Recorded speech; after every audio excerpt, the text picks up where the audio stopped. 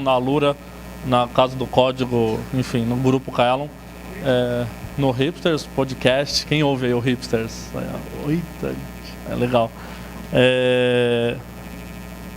E aí eu trabalho bastante com front já há bons anos. Sou professor e instrutor lá e tal, e gosto muito dessa parte de performance, de, sei lá, mobile, são coisas que me atraem. E aí, não sei se alguém já topei com alguém em algum evento ou alguma coisa do gênero, mas eu sempre falei muito de performance já há bastante tempo, performance de front-end, principalmente. E aí eu falava muito sobre performance de carregamento. Acho que quando o pessoal começou a falar de performance, associava-se muito a isso, né? Performance de carregamento. Mas tem muito além. Então, o que eu comecei a perceber é que, e o próprio mercado também foi evoluindo, é que quando a gente fala de performance, a gente tem que encarar ela de várias formas diferentes, né? Performance não é só, quanto tempo demorou para minha página carregar, ainda mais hoje em dia que você tem sites complexos, single page application, página que, se você for ver mesmo, você carregou uma vez só e deixou a aba aberta durante muito tempo e tal. Então você pode encarar a performance de várias formas diferentes. Por exemplo, você tem a performance, apertei errado, tem a performance de carregamento, sim, faz sentido você falar nisso, quanto tempo demorou minha página para ela carregar. Mas você tem, por exemplo, performance de execução. Então, quanto tempo demora para o meu código executar? E, principalmente, se ele está executando de uma maneira fluida ali ou se lá está travando o navegador. Todo mundo já acessou algum site que você... Olha, ele carregou, mas assim, eu vou tentar usar e a coisa é meio estranha. Eu clico no botão, demora. Eu vou dar um scroll daquela travada, né? Odeio sites parallax. E aí você tem também performance, sei lá, de interação. Então, por exemplo, isso, o cara clica em alguma coisa, quanto tempo demora para responder? Vou abrir um menu. Então eu clico no menu, o menu abre ou não abre, né? Então, repara, isso não tem muito a ver com performance de carregamento, propriamente dito, né? Tem a ver com a interação do usuário. Não só isso, por exemplo, performance de animação. Então, quanto tempo ou quão bem roda as animações na minha página. Talvez você já tenha aberto algum site aqui, você vê que a coisa é meio travada ali, você fala, pô, mas não roda suave, né? Então, não necessariamente a animação no sentido de fazer um game ou coisa assim, mas às vezes uma animação do site, você vai abrir um menu, o menu é animado, o menu ele pode aparecer suave ou ele pode aparecer travado, né? Isso não tem nada a ver com carregar o site, ok? A gente pode até extrapolar e pensar, por exemplo, em outros aspectos que teriam a ver com performance, sei lá. A impressão minha está tremendo as coisas aqui. Isso estava acontecendo antes ou não? Vocês vão ficar com dor de cabeça assim, né? Daqui a pouco. Peraí, deixa eu ver se o cabo que tá... Sei lá. Parou não, né? Parou? E agora voltou? É energia. Ah, que beleza, está dando interferência do... Bom, se não acabar a bateria no meio, tá bom. Não, olha lá. Ixi, Maria. Alguém tem alguma ideia aí? Não. É se eu sair da frente, é isso? É exatamente isso? Vocês estão de sacanagem comigo. Tipo, eu tô dando interferência no projetor, é isso? Então deixa eu botar a bateria aqui de novo e eu fico aqui do lado, ó. Mal ou menos, né? Sei lá, gente. O que eu ia falar mesmo? Bom, aí você tem outras performances. Por exemplo, talvez pudesse pensar num aspecto de performance relacionado aí a consumo de memória ou consumo de bateria, né? Então hoje a gente tem aparelhos que a bateria é importante, né? Então não adianta nada meu site rodar rápido, mas detonar a bateria do cara em 2 minutos. Aí ele abre ali meu site, minha PWA, minha sei lá o que, e aquilo lá detona, né? Então você tem vários aspectos de performance. Não vou falar de todos eles aqui, mas o que eu queria, para variar um pouco, era não focar em performance de carregamento. Performance de carregamento é aquilo que talvez muitos de vocês estejam careca de saber, sabe? Você precisa otimizar, minificar o seu JavaScript para ele ficar menor, habilitar o gzip para diminuir as coisas, diminuir request, sei lá o que. Tudo isso tem a ver com carregamento, mas não é disso que eu vou falar hoje. Então eu queria focar nessas 3 coisas. Performance de execução, performance de interação e performance de animação, que está tudo meio relacionado, na verdade. Na verdade, quando a gente fala dessas coisas, né, quão bem minha página executa, quão responsivo as interações do usuário e quanto que a minha animação roda fluida, eu consigo pensar em 2 problemas que são os 2 problemas que eu quero citar aqui na palestra. são essas duas coisas. Se você não ouviu falar desses termos, não tem problema que a gente vai falar deles. Que geralmente o que essas coisas aqui influenciam quando você tem o primeiro problema da main thread do seu browser ocupada, e isso dá vários gargalos de performance, e o segundo problema é quando você tem muito layout paint acontecendo, o que também trava algumas coisas. A gente vai entender direito o que são essas duas coisas. Primeira questão da main thread, foi bacana eu dar a palestra depois da palestra do Emerson, porque ele falou um pouco disso no ambiente do Node, e o Node nasceu, como vocês viram, do ambiente do browser. Então essa grande limitação do browser foi herdada pelo Node, que é o problema de que o browser ele roda em uma única thread. Bem a grosso modo, quando a web foi inventada milhões de anos atrás, não tinha essa ideia de multithread, sei lá o quê. Então foi tudo pensado para se rodar em uma thread. Então o seu HTML, o seu CSS, o seu JavaScript, o fato de que ele desenhar as coisas na tela, né, exibir as coisas, os seus eventos, então na hora que eu dou um clique, aí eu rodo lá o on-click do meu JavaScript, tudo isso roda em uma única thread no navegador, ok? Hoje em dia algumas coisas o pessoal está começando a paralelizar, mas por exemplo, a linguagem JavaScript não foi feita para ser multithread, você não tem nem diretivas de multithread na linguagem JavaScript, por isso que o Node também tem esse mesmo problema. Okay? Então aí a gente tem essa questão de que o browser inteiro meio que roda numa única thread. O browser, eu digo, a página inteira, né? Porque aí uma primeira inovação grande que o Chrome começou e depois muita gente copiou, foi aquela ideia de que cada aba roda num processo separado, pelo menos para você não ter abas diferentes, uma metendo a mão na outra, porque aí ia ser complicadíssimo, uma thread só para o mundo inteiro ia ser difícil. Mas mesmo assim, eu estou lá na minha página, porque eu também não abro 20 abas, não olho 20 abas ao mesmo tempo, né? Eu olho uma por vez. Estou naquela minha aba, e aquela minha aba ela essencialmente roda uma thread só, ok? E aí você tem alguns gargalos, e aí eu fiz uns desenhos bonitinhos aqui para a gente entender como que é isso daí na prática. O que eu fiz? Bom, eu gravei uns demos com uns GIFs animados, já vou dar play, você vai ver. Aí o GIF por si só já é uma coisa ruim, né? O GIF num projetor tremendo, ele é pior ainda. Então, eu vou falar para você se está travando ou não, mas você não acredita muito ali no GIF, porque é um GIF, tá bom? Não é um vídeo 4K do Netflix. Mas o que eu fiz aqui, ó? Eu fiz uma página que vai ter um bonequinho ali, que é um GIF animado, ok? E tem um checkbox ali embaixo. Repara que a animação ela roda fluida, e o meu checkbox aqui ele responde a cada clique que eu dou. Mas aí eu vou lá no console e eu inventei uma função qualquer que ele faz alguma coisa. Uma coisinha meio pesadinha, ok? Mas se eu rodar uma vez só, sem problemas. Eu vou rodar agora 100 vezes e eu quero que você observe o que acontece na minha página. Se eu rodar um negócio um pouquinho mais pesado no meu código JavaScript, tudo para de responder, inclusive os cliques. Você reparou que eu cliquei e demorou para checar o box aqui, ó? Olha lá, ó de novo. Eu dei o clique.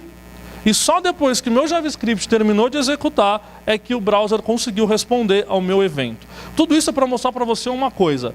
Cada linha de JavaScript que você escreve concorre com todas as outras operações do browser. Seja até interação com controles nativos do navegador, ok? Isso aqui é um botão nativo do navegador, eu não fiz nada com ele, não tem nenhum evento de on-click, on-check, de nada do gênero. É só um checkzinho e ele não consegue fazer simultaneamente, ok? Tem uma frase que eu ouvi uma vez que o pessoal fala o seguinte, que toda linha de JavaScript que você escreveu na sua vida parou momentaneamente o seu browser de funcionar. Cada linha de JavaScript que você escreveu travou o seu browser por um momento. A questão toda é, se esse momento for muito grande, dá a sensação para o usuário de que a coisa está ruim, né? Você vê a animação travando, por exemplo.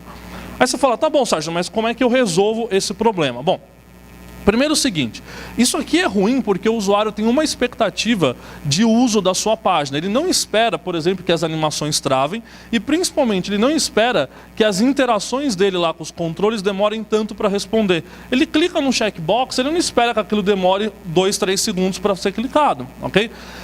Existem estudos que mostram que geralmente a expectativa geral do usuário para a resposta de interações dele é em torno de 100 milissegundos. Quer dizer o seguinte, eu cliquei no checkbox, se aquele checkbox me responder em até 100 milissegundos, eu, usuário, percebo essa resposta como mais ou menos instantânea.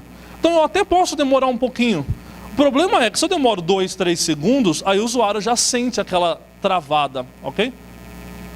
Por que eu estou falando isso? Porque se você tem uma página que o usuário está usando, ele está clicando no menu, ele está clicando no sei onde, está clicando no sei onde, não sei o que, não sei o que, não sei o que, você não sabe o momento que ele vai clicar, certo?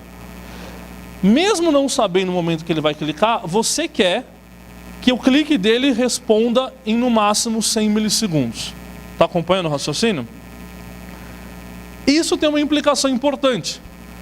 Se tudo roda numa única thread e você quer que os cliques do usuário não demorem mais do que 100, isso quer dizer que você não pode rodar nenhum código que demore mais do que 100. Se você escrever um código que demora 3 segundos, significa que durante aqueles 3 segundos o navegador não consegue responder interações do usuário, e isso aqui deixa de ser verdade, certo? Então você tem duas estratégias para resolver esse problema, que é o que eu quero citar aqui. Você tem duas estratégias que são o seguinte: primeiro, a mais fácil não escreve aquele código lento, né? Tem essa... Mas imagina que você precisa escrever coisas pesadas no navegador, a sua aplicação é pesada. O que você pode fazer? Você pode, ao invés de rodar um blocão gigante, rodar o seu código em vários blocos pequenininhos. A gente vai ver isso na prática. Se você quebrar o seu código em blocos pequenos, o browser consegue intercalar a execução desses bloquinhos com o restante das coisas da página. Então, por exemplo, se eu clicar entre uma execução e outra, ele consegue tratar o meu clique. A gente vai ver isso na prática. E outra questão seria simplesmente de você não usar a main thread do navegador. Já que a main thread é responsável por tratar os cliques, se eu evitar usar a main thread, os cliques vão estar livres para serem executados. Faz sentido? Vamos ver isso na prática. Vou primeiro ver esse negócio de quebrar em blocos menores. E aqui eu vou usar uma das técnicas mais velhas que você já pode ter visto no JavaScript, mas que resolveria o meu caso. Você já viu o set timeout? Qual é a ideia do set timeout? Execute uma funçãozinha daqui a um certo tempo, certo? O que eu posso fazer? Encadear um monte de chamadas de set timeout, ou mesmo um set interval, o que seja, para executar o meu código em pequenos pedaços. Quer ver? Eu vou colocar o código aqui para você ter de exemplo. É o mesmo GIF animado, mesmo botãozinho ali, só que agora, aquele for que eu tinha feito de 1 a 1000, eu quebrei para 1000 chamadas de set timeout. O código fica um pouquinho mais difícil, mas não se preocupa muito com ele. O importante é que ele vai chamando um por um 1000 pedacinhos de código, ao invés de um pedação gigante. Isso não trava a minha animação e não trava a minha interação. Repara? Claro, o código demora um pouco mais para rodar, porque eu não estou rodando num blocão só. O tempo total ele é maior. Mas a ideia é que eu diminuo aqueles bloqueios que são tão ruins para o usuário. O usuário não gosta daquela página travando. Faz sentido? Ok? E quem é mais atento vai reparar que eu coloquei aqui um set timeout, o código está pequeno, mas com um timeout de 10 milissegundos. Isso quer dizer o seguinte, que ele está rodando um bloquinho depois do outro a cada 10 milissegundos, mas nem precisava ser assim. Eu podia ter feito um set timeout com 0, que na prática significa que ele vai tentar rodar meio que um na sequência do outro, ele vai enfileirando uma chamada depois da outra, só que mesmo assim, como eu estou encapsulando em pequenos set timeoutzinhos, ele dá chance para o navegador rodar no meio, entre um timeout e outro. Quer ver? Eu vou rodar aqui um outro exemplo, que é o set timeout 0 agora. Mesmo código, vou dar um enter aqui. Repara que ele vai rodar um pouco mais rápido que o anterior, porque eu não estou esperando mais 10 milissegundos, mas mesmo assim as coisas continuam funcionando, né? Eu continuo clicando ali e tal, certo? Inclusive no Edge, a Microsoft inovou e criou uma outra função chamada Set Immediate, que ela é quase como a ideia de um set timeout 0. Tem algumas diferenças que eu não vou entrar em detalhe aqui, mas a ideia é de tentar agendar alguma coisa para execução futura o mais rápido possível. Mas por que você fala, poxa, porque eu vou executar um negócio no futuro o mais rápido possível, por que eu não vou lá e executo? Porque se eu for lá e executo, eu travo a main thread. Se eu agendo para o futuro, eu dou chance de outras coisas rodarem na main thread ao mesmo tempo, ok? Então aqui você tem algumas soluções para quebrar o seu código gigante em coisas menores. Eu mostrei o set timeout, que é uma solução que funciona em todos os navegadores, desde o IE bolinha, sei lá quando. Tem o set immediate, que eu comentei agora, que só funciona no Edge, mas é interessante também, tem o mesmo princípio. Tem alguns outros que eu não vou chegar a entrar em detalhe nesse momento, mas, por exemplo, quem já ouviu falar do Request Animation Frame? Esse cara aí, ele é um pouco diferente da ideia do set timeout. Ele também é para você agendar coisas no futuro, ok? Só que a diferença é que ele tenta executar o seu JavaScript uma vez a cada frame. O que é cada frame? A sua página, o seu monitor do seu computador, ele costuma atualizar 60 quadros por segundo. Então você está assistindo um vídeo, ele toca 60 quadros por segundo. Você está fazendo uma animação, quem é gamer aí sabe, né? Você quer melhorar o FPS do seu game, então você compra uma placa de GPU melhor, coisas do gênero. Por quê? Você roda a 60 quadros por segundo.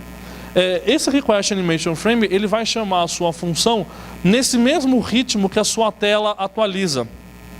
Qual que é o princípio? O princípio é de você executar coisas no mesmo ritmo que a sua animação, os quadros da animação vão executando. Para você não ficar travando a sua main thread com um monte de código JavaScript, mas você executar no ritmo dos quadros. Porque não faz muito sentido você rodar um monte de código de animação se ele só vai atualizar uma vez a cada 60 vezes por segundo, né? Mas eu vou falar um pouco de animação mais para frente, eu volto nesse cara. Mas esse cara principalmente é para animação. Tem um último cara bacana também que inventaram, que esse daí já tem suporte no Chrome e no Firefox, que ele também serve para esse princípio de você jogar coisas para agendar no futuro e liberar a main thread, por consequência. É um cara chamado Request Idle Callback. Alguém já ouviu falar desse cara? O Request Idle Callback, ele é bem bacana porque ele fala o seguinte, olha, eu quero um callback, ou seja, o mesmo princípio do setTimeout, eu te dou uma função e você executa essa função para mim. A diferença é quando que você vai executar essa função para mim. E aí ele fala que ele vai executar essa função nesse momento idle. O que é idle em português? Parado, ocioso, né? É o tempo ocioso, o tempo que está sobrando. Imagina que quando você está numa página, você tem coisas que rodam, né? Você carrega a página nesse momento, tem coisa que sai rodando. Aí depois que terminou de carregar a página, muito provavelmente sua página entra meio que, olha, ainda está funcionando ali, mas meio um stand-byzinho, aquela parte pesada do código deixa de rodar, só vai rodar hora que o cara clicar em alguma coisa, por exemplo, né? Você tem um monte de coisas que acontecem no começo, sei lá, mas depois a sua página entra no modo meio ocioso, ok? E aí o que você pode falar é o seguinte, eu tenho um JavaScript, e esse meu JavaScript eu quero rodar ele, só que ele não é tão urgente assim. Como ele não é tão urgente, eu não quero que ele rode na main thread junto com um monte de outras coisas que são mais importantes. Então eu falo para o navegador, sabe esse meu JavaScript aqui meio secundário? Roda para mim quando você estiver ocioso. Ok? E o navegador, ele sabe o momento que a página está meio ociosa, aquele momento que ele não está fazendo nada, porque o usuário parou, ele está lendo um texto, não está fazendo nada. O navegador sabe esse momento. E aí ele te avisa que as coisas estão meio ociosas e ele te dá a chance de rodar algum bloco de JavaScript nesse momento. Isso é fantástico, porque você consegue escolher o momento que o seu código vai rodar para evitar aquele problema da main thread sendo travada. Faz sentido isso? E o uso é muito parecido com os outros, é só você chamar o Request Idle Callback passando a sua funçãozinha, ok? Então eu fiz o mesmo demo do setTimeout, só que ao invés de chamar o setTimeout, eu fiz com o Request Idle Callback. E aí que tem um detalhe interessante, eu aumentei esse exemplo para incluir um botão que faz alguma coisa bem pesada, mas que ela é mais importante do que o meu código do idle. E aí o que você vai perceber? Que o Chrome ele vai evitar rodar o meu código do idle enquanto eu estiver fazendo outras coisas, justo para evitar que a main thread seja bloqueada, ok? Dá uma olhada aqui no código, ó. Então eu tenho aqui aquele Request Idle Callback. Uma novidade é que eu posso receber também quanto tempo de idle eu tenho livre. Então aqui eu coloquei no meu if, olha, só rode se eu tiver pelo menos 30 milissegundos de idle. Repara que ele está rodando ali, e toda vez que eu clico no botão, esse cara dá uma travada, ó, esse contador. Por quê? Porque quando eu clico no botão, tem alguma coisa mais importante executando. Se tem alguma coisa mais importante executando, o navegador ele para de chamar o meu idle callback. Ou seja, eu estou parando de executar tudo loucamente, o que travaria a minha main thread. Eu consigo dar prioridade para os meus códigos. Faz sentido? Eu quebro em blocos menores e rodo coisas menos importantes lá na frente. Coisas mais importantes agora. Ok? Entendeu o princípio? O código é bem simples, né? O principal é a ideia do que ele está fazendo. Então, além de ele te avisar quando tem um tempo livre, ele te avisa quanto de tempo livre ele tem. Assim você pode fazer uma estimativa, você pode falar, olha, o meu código eu acho que ele vai rodar 30 milissegundos, então eu só quero que execute se tiver 30. Se tiver menos que 30 livre, por exemplo, eu ignoro e eu passo para o próximo Request Idle Callback. Entende a ideia? Ok? Eita, acho que eu pulei aqui. Tudo isso com a ideia de você quebrar o seu código em blocos menores. Mas uma outra estratégia possível hoje na web seria de você simplesmente não usar a main thread do navegador. Se o problema todo é que a main thread fica concorrendo ali interação do usuário, fica concorrendo operações de layout, fica concorrendo código JavaScript, tudo numa thread só, o que eu posso tentar é evitar usar a main thread para tudo, quebrar isso em mais threads. Isso era absolutamente impossível de fazer no JavaScript lá no começo e durante muito tempo. Mas hoje em dia existe um negócio chamado Web Workers. Alguém já usou Web Workers na prática aí? Pouca gente ainda, né? Alguns ainda, que bom. Mas o Web Workers é um negócio que já existe até há alguns anos. O suporte dos navegadores é excelente, todos os navegadores têm. Só que eu não sei porquê ainda não vingou, assim, era para ter mais gente usando. Quer dizer, acho que até sei porquê, né? Quando a gente fala de multithreading, não só em JavaScript, como em qualquer outra linguagem, o tipo de problema que você passa a ter quando você tem mais de uma thread rodando é outra categoria, né? Então assusta um pouco o multithreading. Mas é um negócio, é uma solução legal. Eu vou te mostrar como, se você nunca fez um web worker na vida, como você faria um web worker de maneira bem simples. Ó. Olha qual que é a ideia. Primeiro é o seguinte, aquele código pesado que você quer rodar, você não vai mais rodar ele na main thread. Você vai pegar esse código e vai jogar num arquivo secundário. Então eu vou mostrar aqui para você que eu tenho um arquivo, eu tenho outros sources aqui, um arquivo chamado worker.js, que tem aquele código ali, ó, que roda 3.000 vezes um código pesado. Ok? Ao invés de invocar o código pesado aqui na main thread, eu simplesmente faço new worker e passo o worker.js. Isso dispara uma nova thread rodando aquele worker.js para mim. E repara que a minha página continua completamente responsiva. E ele roda em paralelo aquelas 3.000 execuções. É rápido pra caramba isso, ok? Super rápido, por quê? Porque ele está rodando de uma vez só, eu não estou quebrando em tarefas menores. A grande diferença é que eu estou jogando isso para uma thread secundária, ok? Parece que é um tipo de coisa que a gente devia usar com mais frequência, né? Parece simples, não sei por que não usamos tão frequentemente isso daí. Na verdade, o Web Worker ele tem algumas limitações. Ele é uma thread separada, só que para evitar problemas de concorrência, quem já estudou programação concorrente, esse tipo de coisa, ele não permite estado compartilhado com a main thread. Então você não tem variável compartilhada, nada do gênero. Uma grande consequência disso é que, por exemplo, o Web Worker não consegue acessar o DOM. Então você não consegue rodar dentro do Web Worker códigos que manipulem os elementos da página, ok? Para manipular o elemento da página, somente na main thread. Então o Web Worker ele é um pouco menos útil do que parece, porque você fala, vou rodar o meu código do jQuery lá dentro, não rola, entendeu? Não dá.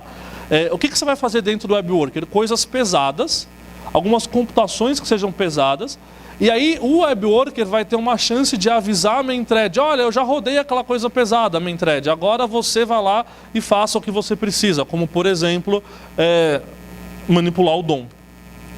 Então esse ambiente multithread na web, ele é um pouco mais simples, o que é bom, é fácil de usar, mas ao mesmo tempo mais limitante, ok? Até coloquei aqui, não sei se o Wagner está aí também, o Wagner que vai dar a próxima palestra, acho que é a próxima ou é a outra, não sei. Ele fez um projetinho para facilitar o uso de Web Worker. E é bem legal, a gente estava mostrando para mim lá no QCon um tempo atrás. Só deixei o link aí. Mas tudo isso para tentar, de alguma maneira, liberar a main thread, ok? Evitar que aquelas coisas fiquem competindo, né, com os códigos que o usuário está querendo rodar. O que eu vou fazer agora? Eu quero te mostrar, não sei se você já fez isso no Chrome ou em algum navegador, como analisar esse tipo de problema. Porque nem sempre você tem um GIF animado aí na sua página que você vai ver o Sonic travando. E aí você quer saber numa página real, mundo real, como é que as coisas se comportam e você identifica esses problemas para aí sim você usar essas soluções. E para isso eu vou usar aquela abinha Performance no Chrome, que antigamente chamava Timeline. Não sei se você já usou a abinha Timeline ou hoje em dia chama Performance. Você vai na aba Performance e aí você pode gravar uma análise de performance em tempo real do que está acontecendo na sua página. Aí eu abri um console aqui embaixo, e ele está gravando, ó, tá vendo? E aí eu rodo aquele primeiro código de todos, que trava tudo. Cliquei no botão e você vê que o botão não funciona, ok? Qual que é a diferença? O código é o mesmo, eu só quero ver como que eu analisaria esse problema, ok?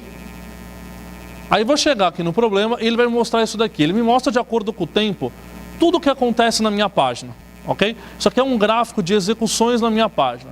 E uma parte divertida é que tudo que é amarelo é JavaScript. Então, basicamente, o que você vê é um bloco amarelo gigantesco, ou seja, estou rodando muito JavaScript. Eu tive 3 segundos de JavaScript executando lá. E ele me mostra as threads do navegador, que é essencialmente a main thread. E ele me mostra que aquele meu script que eu mandei rodar na main thread, que era aquele script aqui de baixo, demorou 3 segundos para rodar. E que no meio do script eu tentei fazer uma interação. Eu cliquei lá no mouse, eu fiz um mouse down, mouse up. Só que esse mouse down, mouse up, como estava com o script rodando, ele só conseguiu executar aqui no final, ó, que é justamente quando termina de rodar o script amarelão gigante, perfeito? Isso aqui está te mostrando analiticamente o problema que você viu no desenho bonitinho. Como que você identifica que você está tendo problemas de responses atrasados por conta de blocos de JavaScript gigante?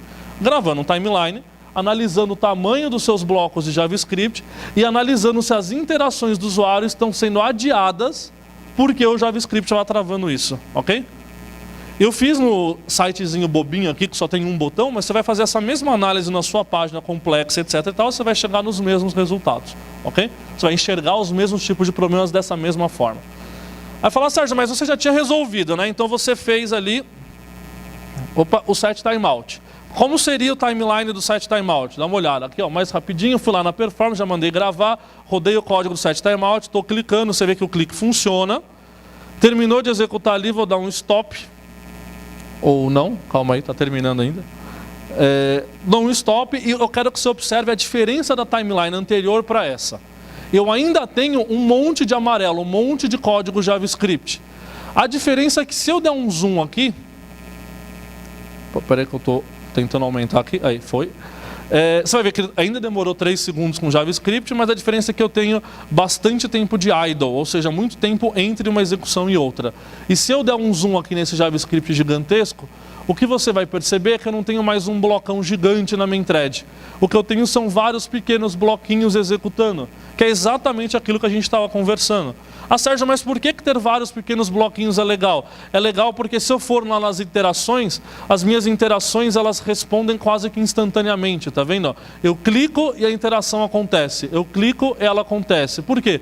Porque ele consegue intercalar as minhas interações com esse monte de bloquinhos aqui do set timeout. Perfeito? O que eu quero que você enxergue é isso. Blocos gigantes de amarelo na sua timeline são um alerta vermelho. Sempre que você tiver um bloco gigante de amarelo, a sua página ficou travada durante aquele tempo, ok? Enquanto tem aquele bloco gigante na main thread, nada mais aconteceu. O cara não consegue clicar, dependendo do navegador, dependendo do tipo, ele não consegue nem scrollar na página, ok? Próxima timeline, só para a gente fechar essa parte aqui, como seria o exemplo do Web Worker, ok? Porque o Web Worker eu não fiz ele quebrado em vários bloquinhos, eu fiz um blocão só. A diferença é que é um blocão que não roda na main thread. Então eu quero que você veja isso agora. Então eu dei um record lá de novo, mandei rodar o Web Worker, o mesmo código que a gente viu antes. Estou clicando ali, você vê que o clique funciona sem problema nenhum. O Web Worker está executando, às vezes parece que está lento, mas na verdade é o console que demora para descobrir os outputs, sabe? O código já executou, só que o console é mais lento do que a execução. Vou analisar agora o que você vai ver, ó. Você vai observar que existe um blocão amarelo de código. Só que esse blocão amarelo, ele está listradinho. Talvez com a resolução do projetor não dá para ver. Mas não é mais aquele amarelão forte. E mais ainda, se eu olhar a main thread, você vai ver que a main thread não tem nada ali nela, ó, praticamente. O que ele fez? Ele criou uma outra thread chamada Dedicated Worker Thread. Aqui sim existe um script que demora horrores, 4 segundos. Mas dane-se, não está na main thread, ok? Eu joguei isso numa outra thread. É esse o seu objetivo, destravar a main thread. Rodar um blocão de amarelo numa thread secundária, sem problemas. O problema é rodar um blocão de amarelo na thread principal do navegador. E aí você vai ver que a main thread está toda livre e as interações elas vão acontecendo quase que instantaneamente, né? Perfeito? Entendeu a ideia? Conseguiu visualizar na prática o que significa tirar coisas da main thread, o que significa quebrar as coisas em blocos menores? E principalmente, o problema que é você ter um blocão gigante de JavaScript, né? Aí eu peguei um site qualquer do mundo para Cristo, podia pegar provavelmente o site de vários de vocês aqui, mas eu peguei um americano, assim ninguém vai ficar ofendido. peguei o Airbnb, por exemplo, sei lá, porque eu estava vendo Airbnb aí uma semana, falei, na semana da palestra, aí eu resolvi fazer de exemplo. Carreguei o Airbnb na versão mobile, até que teoricamente até mais lento, mais leve, né? No Chrome Desktop, então eu quero simular um celular um pouquinho pior do que o meu MacBook. O meu MacBook é bom demais, né? Comparado com o celular. E aí existe um recurso aqui que a gente pode emular processadores mais lentos. Peraí, deixa eu ver onde eu estou aqui. Gravado é difícil, né? Então, ó, eu vou vir aqui na engrenagem. Não sei se você já usou essa opção. E você tem um CPU throttling, que você pode vir falar o seguinte: olha, rode com uma CPU 2 vezes, 5 vezes, 10 vezes mais lenta do que a minha máquina. É para você simular, por exemplo, um ambiente pior do que a sua máquina, né? Gravei ali agora o carregamento da página. Só para você ter uma ideia, eu sei que eu prometi não falar de performance de carregamento, mas só para você ter uma ideia de como o carregamento influencia nas outras coisas que a gente está conversando. Então eu só dei um reload na página, ok? E aí o que você vai observar? Eu quero que você me diga de cara qual é o problema dessa página aqui. Olha a quantidade de amarelo que tem lá. Principalmente, você começa a passar o mouse aqui, ó, e aí você percebe, ó, eu gravei os screenshots da página também. Então você vai perceber que lá em 500 milissegundos a página ela já até mostra alguma coisa, ó. Já tem um campinho de busca, já tem um menuzinho, 500 milissegundos. Só que a main thread só vai ficar livre lá em 5, 6 segundos. Ou seja, eu desenho um negócio em 500, mas eu não consigo usar até 5 segundos. Porque a thread está sendo ocupada. Ó. Repara aqui, eu tenho vários blocos gigantes. Ó. Um script demorou quase 3 segundos para rodar. Um script só. Aí logo na sequência dele, eu tenho um outro que demorou 1,6 segundos. Logo na sequência, outro de 700 milissegundos e outro gigante de 2,8. Ok? Qual que é o problema disso? Eu estou ocupando a main thread. E aí eu quero mostrar para você que, por exemplo, o Airbnb não usa o workers. Então ele está jogando todo aquele código pesado na main thread. Na prática, isso significa que a página ficou inutilizável durante vários segundos. E você provavelmente já sentiu isso no seu dia a dia. Você abre uma página, a página começa a carregar, aí você quer clicar no negócio, a coisa demora. Por quê? Porque ele está rodando JavaScript igual um doente, certo? E aí você precisava ter feito algumas daquelas técnicas que a gente viu antes. Em particular, um grande problema do Airbnb, e aí eu vou mostrar um outro recurso do Chrome, não sei se você já viu esse recurso, é mais recente, que tem o Code Coverage do Chrome, que ele mostra para você, de todos os arquivos que foram baixados na página, quanto que foi realmente chamado, usado, e quanto que foi baixado e é inútil. E aí você vê um problema grave. Um problema grave que o Airbnb, por exemplo, os 4, 5 maiores arquivos dele são JavaScript, sei lá, nem isso, vários. Mas você tem um JavaScript de 700 KB, por exemplo, que foi usado 0,5% dele. Aí você tem um outro JavaScript de 400 KB, não, desculpa, de 1 mega de JavaScript, que é usado 60% dele, outros 40% não são usados. Então você repara que muito código foi baixado desnecessariamente. Eu não estou nem focando no problema do download desse código. Você pode até concluir que, Sérgio, baixar 400 KB hoje em dia não é tão ruim. Porque, sei lá, banda larga, sei lá o que. Eu discordo, mas pode ser. Mas a questão toda é, todo o código inútil que você baixou, travou a main thread durante algum tempo. Deixou a sua página mais lenta ou mais irresponsiva, certo? O que você podia ter feito? Podia ter quebrado esse código. Sérgio, eu quero baixar esse código, porque esse código ele é importante para o futuro. Então, baixe no futuro. Baixe no momento que eu estiver desocupado, ocioso, idle. Lembra do idle? Por que eu baixei tudo isso lá no início e travei a main thread? Percebe? É esse tipo de pensamento que eu queria que você tivesse. E aí eu vou fazer um parênteses de 25 segundos, porque não é esse o foco da palestra, porque eu sei que muita gente vai falar assim, Sérgio, mas o problema desse cara aqui é que ele usa, sei lá, React, Angular 1, Ember, coloca o seu framework SPA favorito aí na jogada. E aí você fala, poxa, eu fiz uma aplicação inteira em React, e aí, como é que eu faço isso que você falou? Você reza para os caras do React fazerem, né? Porque quando você faz um framework, quando você usa um framework desse, você meio que terceiriza essas preocupações. Mas o que você pode fazer para minimizar alguns desses problemas? Vou deixar só uma lista de dicas que eu não vou entrar em detalhes, porque não é o foco da palestra. Quem usa SPA, React, Angular 2, sei lá o que for, pode pesquisar depois com mais calma. Primeira questão, server-side render, imprescindível, ok? Eu não usaria nenhum framework de SPA em 2017 que não tenha server-side render. Qual que é a ideia? Ao invés de rodar a aplicação inteira em JavaScript no client, ele já manda o primeiro estado inicial da aplicação renderizado no servidor. Até o Emerson estava comentando lá que na Globo eles fazem isso, no Globoplay, sei lá o quê. Esse é o primeiro ponto. Só que não adianta nada, claro, eu mandar a primeira versão renderizada do back-end se o meu JavaScript entra logo em seguida e ocupa 10 segundos na main thread, certo? Então o que você precisa fazer? Evitar que o JavaScript ocupe a main thread. Num cenário desses daqui, uma coisa meio óbvia e idiota, mas que eu sinto que muita gente precisa aprender, é ter menos dependências. Eu já vi muita gente nesse mundo de React, Angular, esse mundo Node, NPM em geral, adorar dar um NPM install em qualquer coisinha, né? Você vai enfiando ali.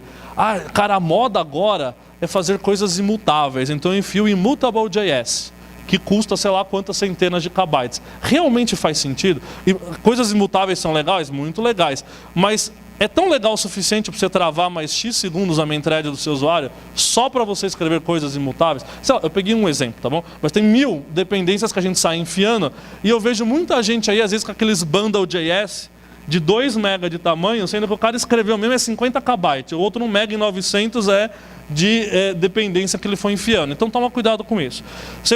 Terceiro ponto aqui, code splitting. Você evitar carregar a aplicação inteira no primeira parte. Então o cara abre a home e ele já está com a aplicação, todo o JavaScript de tudo, de todas as telas é carregado na home. É mais ou menos, provavelmente, o que o Airbnb fez. Por que 99% de um JavaScript gigante lá não foi executado? Porque provavelmente era o JavaScript que ia ser rodado depois, nas outras telas, né? Evita esse tipo de situação. Então hoje você pega um Webpack e você consegue fazer code splitting, por exemplo. Outro caso é tree shaking, né? Você importou um monte de módulo, mas eventualmente alguns módulos não são usados, porque você importou uma biblioteca gigante e tal. O tree shaking permite que você elimine código morto aí na sua app. Outra coisa, o pessoal de Angular 2 gosta muito de falar que essa é uma grande vantagem do Angular 2, que é o AOT Compiler, que é aquele compilador que o Angular, não sei quem usa Angular 2 aqui, mas enfim, que ele compila algumas coisas em compilação mesmo, para que a hora que chegue em execução a app fique menor. É um pouco da ideia, o pessoal do mundo do React, a ideia, por exemplo, do JSX, né? Ao invés de deixar o parsing inteiro do JSX para runtime, ele pré-compila essas chamadas em build time.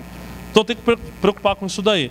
E um último, que é mais uma cutucada, que é: prefira frameworks que consigam fazer as coisas paralelizáveis. Por exemplo, por que de acha que o Virtual DOM do React tem que rodar na main thread? O Virtual DOM é justo para ele não mexer no DOM, certo? Então por que ele não roda isso no Web Worker, em paralelo?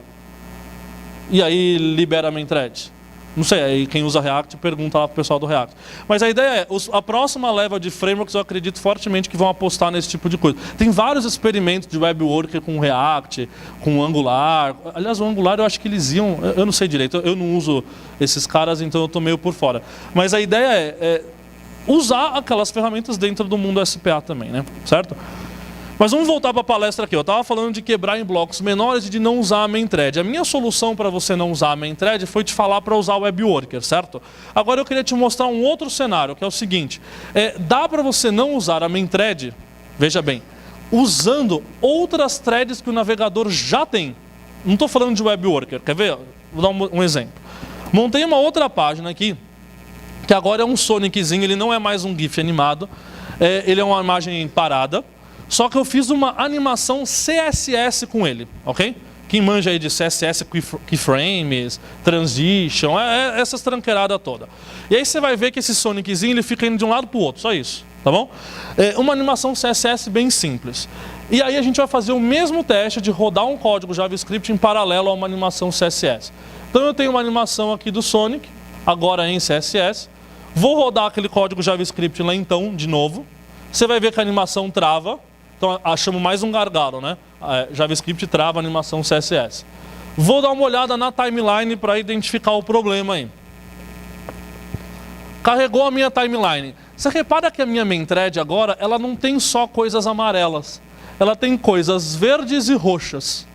O verde e o roxo no Chrome indicam quando o browser está ocupado fazendo duas operações importantes: layout e paint. Layout significa que ele está recalculando o CSS da página porque alguma coisa mudou. No caso aqui, mudou a posição do elemento. Então ele recalcula o CSS. E o Paint significa que ele está redesenhando, ok? E aí o que você percebe? Que durante a minha animação ele roda um monte de amarelo, de roxo e verde. E quando eu rodo o JavaScript, todo o roxo e verde para de executar. Por quê? De novo, a main thread só roda uma coisa por vez. Se o meu JavaScript está travando tudo, o roxo e o verde não tem tempo para executar. Só que lembra, o roxo e o verde são os caras que estão recalculando a posição do Sonic e redesenhando a animação. Ou seja, eu não consigo fazer layout e paint no navegador enquanto o meu JavaScript roda pesado ali, ok? E isso, na prática, trava esse tipo de animação. Por quê? Porque essa animação que eu fiz aqui é uma animação que cada quadro da animação precisa ser recalculado e redesenhado. É justo isso que você vê aqui nesse roxo e nesse verde. Por que eu estou comentando isso? Porque agora eu vou mostrar para você uma outra animação que é igualzinha àquela anterior. Só que quem manja dessas coisas já sabe o que eu vou fazer agora, né? Eu vou evitar fazer o layout e o paint. Eu vou jogar essa animação para a GPU do seu computador, para a placa gráfica do seu computador. E deixar a placa gráfica fazer a animação. Quer ver? Ó, dá uma olhada. A animação é a mesma. O código que eu vou rodar aqui é o mesmo. Eu quero que você foque no resultado da timeline. Ó. Primeiro, o código não trava a animação. Fantástico. Certo? Ou seja, não estou mais competindo pela main thread. E eu quero que você observe isso na timelinezinha aqui. Espera aí que ele está carregando. E aí, carregou ou não? Mais um minuto. Aí. Então você vê ali um amarelão gigante. Sérgio, pelo amor de Deus, amarelo é ruim e tal. Mas repara que antes do amarelo não tem mais roxo, nem verde. A minha animação não está rodando na main thread.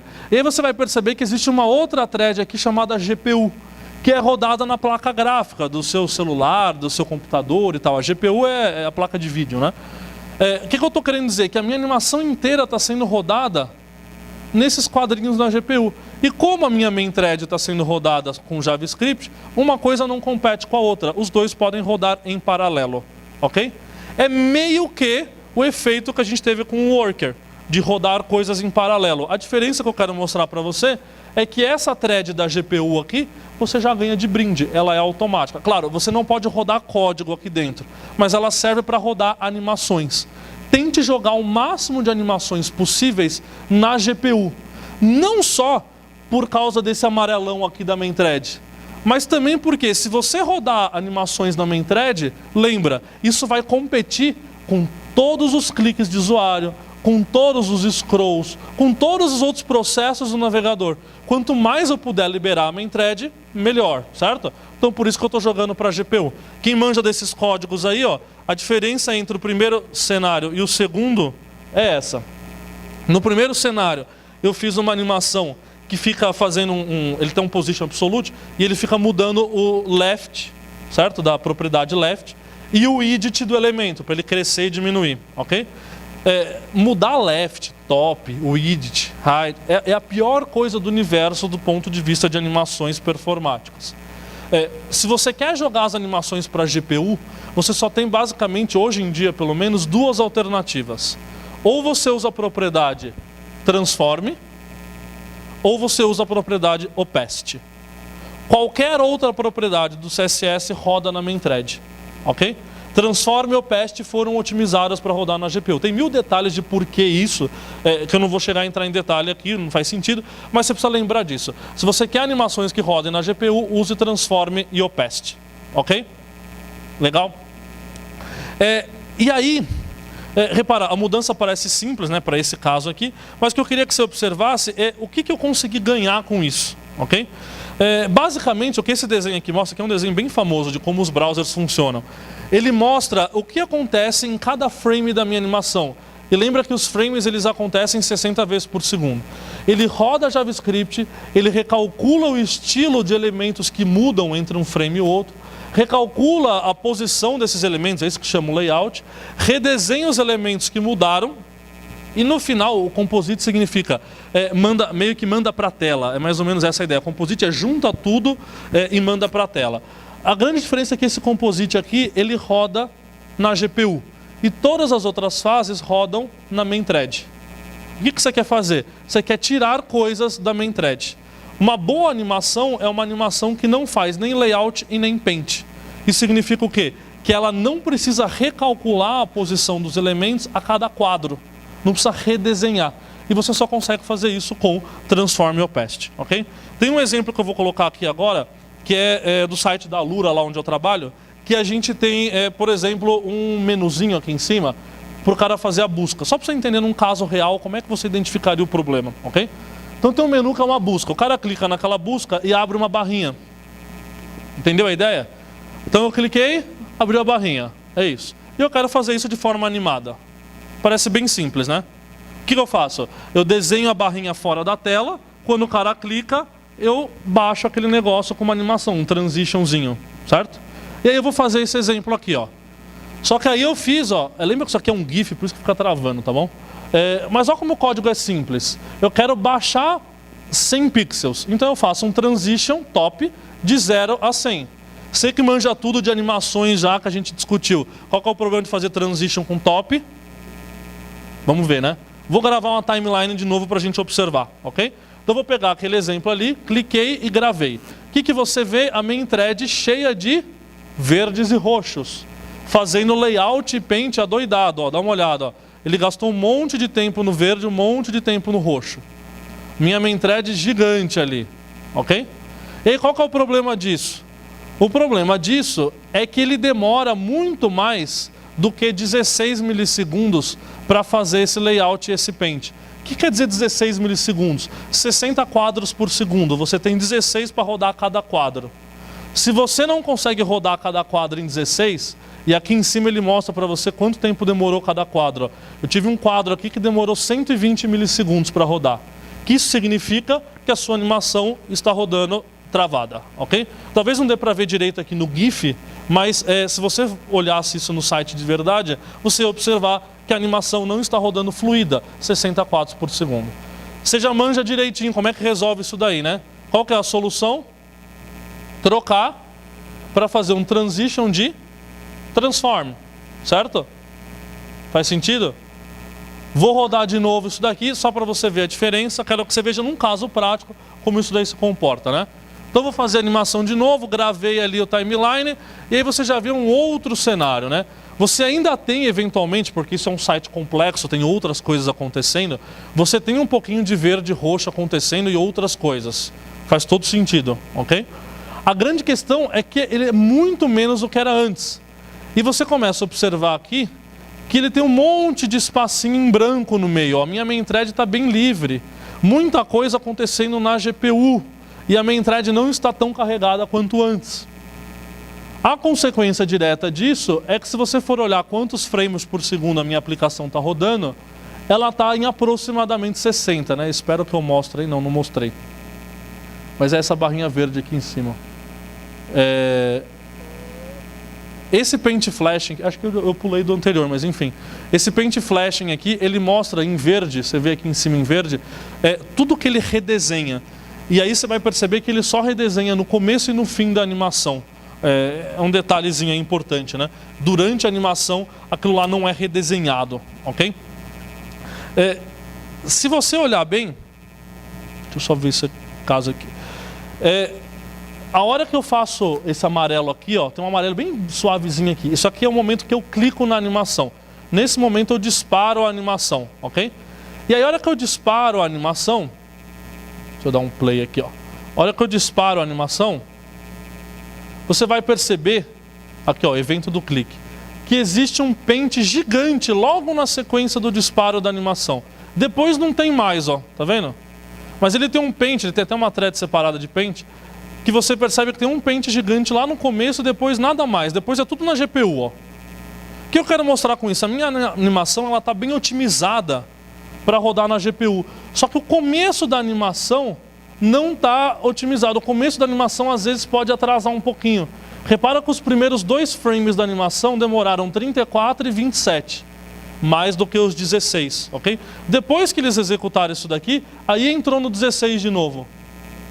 Qual que é o problema? O problema é que quando eu cliquei naquele menu, naquela opção, o browser ele não sabia que ele tinha que fazer uma otimização de GPU.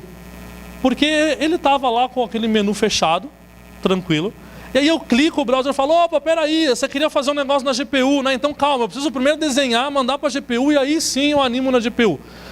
Ele precisa, em termos técnicos, quem manja dessas coisas, criar uma layer na GPU separada para poder fazer aquela animação. E ele não sabia que ele tinha que criar aquela layer. O que eu posso fazer é avisar o browser de antemão que eu quero criar aquela layer. Antigamente o pessoal fazia isso de um jeito, mas hoje em dia você tem uma propriedade chamada will change. Olha qual que é a diferença, olha qual que é a questão. Eu vou lá no meu elemento que vai mudar e eu falo para ele, olha, browser, ainda não mudei, eu só vou mudar o transform quando a busca estiver visível. Ainda não está visível, ainda não cliquei. Mas eu estou te avisando, eu vou mudar o will change, o transform. O que isso daí faz? Isso permite que o browser crie uma layer na GPU de antemão. E aí a hora que a animação realmente é disparada, ele não vai gastar tempo fazendo aquele pente gigante e tal. Antigamente o pessoal fazia isso com o famoso hack do Translate Z0, não sei se alguém já viu isso daí. Fazer um Translate 0 fazia com que ele criasse uma layer na GPU, enfim. O jeito certo é isso daqui, tá? Só botei um screenshot rápido aqui para você ter uma ideia de como esse cara é na prática, ó. Aqui é antes e aqui é depois. Repara, eu clico e quando eu clico ele gasta um tempão fazendo pente. Aí depois faz a GPU bonitinho e tal. Com o will change, a hora que eu clico, repara, não tem mais pente. Ele não faz mais pente. Ele já entra direto na animação da GPU, que aqui não dá para ler direito, mas é o composite aqui, com C. Ok? Truquezinhos para você deixar a sua animação mais performática, certo? Legal. O que eu quero mostrar agora? Será que eu tenho 8 minutos? Tenho, né? Para a gente fechar esses caras aqui, eu queria mostrar um exemplo, já que a gente está no evento de JavaScript, né, um exemplo pesado de JavaScript, não pesado, mas com mais código JavaScript para você ver. Porque muita gente fala assim para mim, Sérgio, legal, você fez uma animaçãozinha lá que era só um transformzinho de nada e pronto, né? Como é que você faz animações mais complexas? Então eu peguei o site da Alura, outras animações. E só para você enxergar como que você transformaria outros tipos de animações em Transform e Opacity. Essencialmente em Transform, né? Essa daqui não é um bom exemplo, né? Essa daqui abre um menu lateral. É legal porque muitos sites têm menus laterais, mas basicamente o que você faz com o menu lateral? Você posiciona ele fora da tela e dá um translate para dentro da tela. É fácil fazer isso na GPU. Esse aqui é um outro, ó, eu faço um hover e ele abre um negocinho animado aqui embaixo. Mesma coisa, é só fazer um translatezinho com um hoverzinho, ok? Só que, e esse daqui, ó? Quer ver? Olha esse cara. Eu fiz uma lista de cards, pode pensar qualquer coisa, qualquer aplicação tem uma coisa do gênero.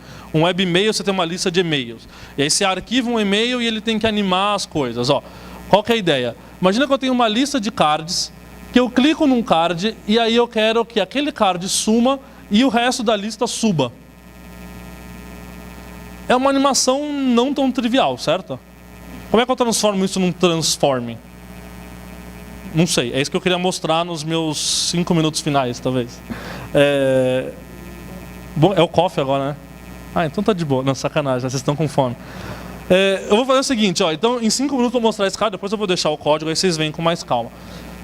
Deixa eu rodar esse cara devagar, só para você entender o que ele faz, ó. Quando eu clico em alguma coisa, repara que tem duas animações acontecendo. O card que eu removo, ele faz um opacity até ele sumir. E, ao mesmo tempo, todos os outros cards, eles têm que subir, animado, certo? Para ocupar a posição do card removido. Faz sentido isso? Vamos quebrar esse problema, então, em duas animações diferentes. Primeiro é a animação de fazer o opacity do cara que está sendo removido. E segundo é a animação de subir os outros cards. Legal? A animação do opacity não parece ser tão complicada essa. O que eu quero fazer, ó? Eu tenho um estado final e o estado inicial da minha animação. Inicialmente ele é um card. O final é sem card. Genial isso, né? E aí ele faz isso com opacity. Ele vai fazendo um fadezinho daquele cara do 1 para o 0, ok? Como é que você faz isso com CSS? Opacity 0, transition de opacity. Faz sentido? Fácil? Remover um card parece fácil. Pelo menos fazer a animação do opacity dela. Agora, como que eu faço para subir os outros cards? E mais ainda, vou te dar um outro desafio que eu não coloquei nesse exemplo, mas E se os cards tivessem tamanhos diferentes? E mesmo assim eu quero que eles subam todos bonitinhos para ocupar o espaço daquele cara que saiu, ok? Então eu vou tentar te mostrar uma técnica meio genérica que você vai poder aplicar em várias situações. Tanto essa aqui que tem só um card simplesinho, quanto cards maiores, tamanhos diferentes, sei lá o quê. Eu vou quebrar o problema de novo no estado inicial e o estado final. Qual que é a questão? Imagina que eu removi o primeiro card e agora eu estou pensando no segundo. O que o segundo tem que fazer? Se o primeiro foi removido, o segundo ele estava aqui, ele vai ali para cima, ok? Estou pensando em um cara só. Então eu pego um cara e movo ele para cima, é isso. Vezes 30 cards que eu tiver na página, ok? Mas pense em um só por enquanto. Então eu quero pegar ele e mover ele para cima. E eu quero fazer isso com Transform, GPU. Como é que eu faço isso com Transform? Basicamente, uma das ideias é: descobre aonde ele estava, descobre aonde ele vai estar, calcula a diferença na posição entre esses dois fulanos e gera uma propriedade Transform que vai fazer essa animação dessa diferença. Parece fazer sentido na teoria? O código não é tão complicado, ó, dá uma olhada. O que eu vou fazer? Ó? Primeiro, eu vou usar uma função do JavaScript chamada getBoundClientRect, né? Fantástico esse nome, é uma bosta, mas enfim. O nome desse cara aqui, ele te devolve a posição de um elemento qualquer no DOM. Ele te devolve x e y e largura e altura, ok? Top, left, enfim. O que eu vou fazer? Eu vou pegar a posição inicial desse card aqui, ok? Aí vem um truque legal. Eu preciso pegar a posição final dele. Como que eu faço para pegar a posição final? Eu só vou saber a posição final a hora que eu remover o primeiro elemento daqui, certo? Então eu vou remover esse elemento. Eu vou remover esse cara adicionando uma classe remove. Essa classe remove ele pode, por exemplo, fazer um display none, que é remover do DOM, certo? Ou ele pode fazer um position absolute e colocar em outro lugar. Alguma maneira essa classe remove retira aquele cartão do lugar, ok? O cartão a remover. Se eu removo esse cara e aí eu chamo o getBoundClientRect de novo, o que ele vai me dar? A posição final do cartão. Faz sentido isso? Antes e depois, ok? Calculei o inicial e o final. O que eu tenho que fazer agora? Calcular a diferença. Então eu venho aqui, calculo o x, que é o inicial menos o final. Calculo o y, o inicial menos o final. Está acompanhando aí? Então eu sei a diferença, onde que ele mudou, o x e o y dessa mudança. E aí eu aplico, olha o truque, um transform com translate daquele x e daquele y. Você consegue enxergar o que eu estou fazendo? O cartão estava lá embaixo, joguei ele para cima, calculei a diferença e apliquei um translate com o mesmo valor da diferença. O que isso faz? Joga o cartão de volta para o lugar dele. Sim? Bizarro, né? Você já vai entender por que isso. Mas ó, essa técnica se chama de você pegar o estágio inicial, jogar ele para o estágio final, calcular a diferença e inverter. Volta para o estágio inicial de novo, através de um transform. Por que através de um transform? Porque agora vem a parte mais fácil. Como é que eu faço para esse cara subir daqui para cá animado? É só fazer um translate. Opa! Um transition com transform none. E aí ele vai lá e aí eu toco a minha animação. Opa! Aqui. Entendeu a ideia? Mais ou menos? Essa técnica se chama flip, porque vem desse acrônimo em inglês. Pega o estágio final, inicial, final, inverte e toca. Aí só para fazer um parênteses aqui, porque eu sei que eu já estou estourando, eu já não estourei meu tempo. Você pode olhar para isso e falar, Sérgio, isso é feio. Sabe por quê? Porque imagina só, o usuário vai clicar no negócio. Aí o treco sobe, desce e depois faz a animação. Parece meio esquisito isso, né? Eu queria que ele só animasse, bonitinho. Alguém já sacou o pulo do gato aqui? Esse estágio aqui nunca é desenhado na tela. Por quê? Por causa de todo o resto da palestra que você assistiu. Porque repara, eu não escrevi um JavaScript que lê o estágio final, modifica ele, lê o final e só aqui é que ele termina de rodar o JavaScript. Enquanto o meu JavaScript estava rodando, todas aquelas linhas que eu mostrei para você antes, O browser consegue fazer alguma coisa? Não. Ele não consegue nem desenhar isso aqui. Então na prática ele não desenha nada.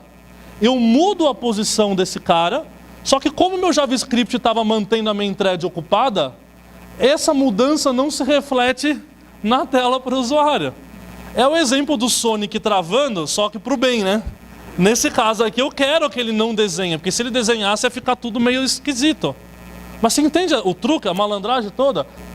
Qual que é o meu negócio agora? Só para a gente fechar, é eu fazer aquilo vezes 30 cartões. Eu vou botar o código aqui só para você ter uma ideia. Mas ó, a minha animação agora basicamente não é de um cartão só, mas é de uma lista de cartões. O código deve estar minúsculo para quem está aí no fundo, né? Depois vocês pegam o slide, tá bom? Mas eu vou tentar ler ele mais ou menos aqui, ó. O que a minha animação faz é o seguinte: para cada cartão eu adiciono um event listener de clique. Esse event listener de clique eu vou quebrar em funçõezinhas só para ficar mais didático, tá bom?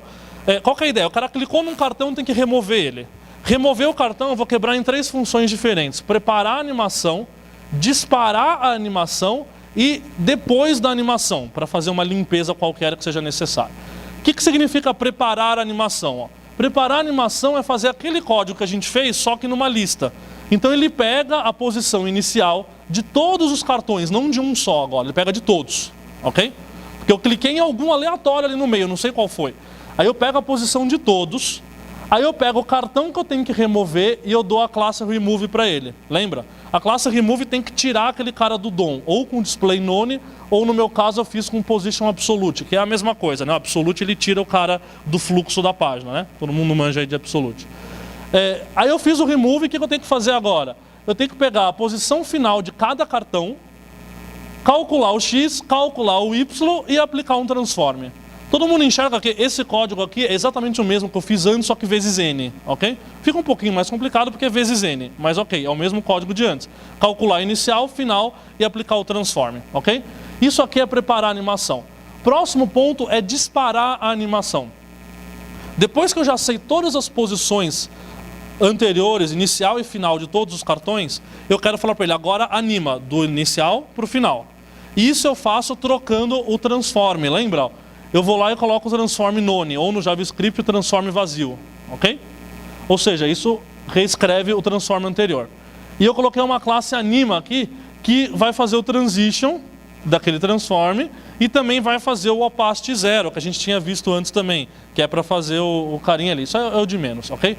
O que eu queria só que você pensasse, última pergunta capciosa da palestra, o que acontece se eu simplesmente, lá, lembra, o evento do clique, eu preparo a animação e aí eu disparo a animação logo em seguida. O que acontece? Nada anima. Por quê? Lembra, o JavaScript roda de uma vez só.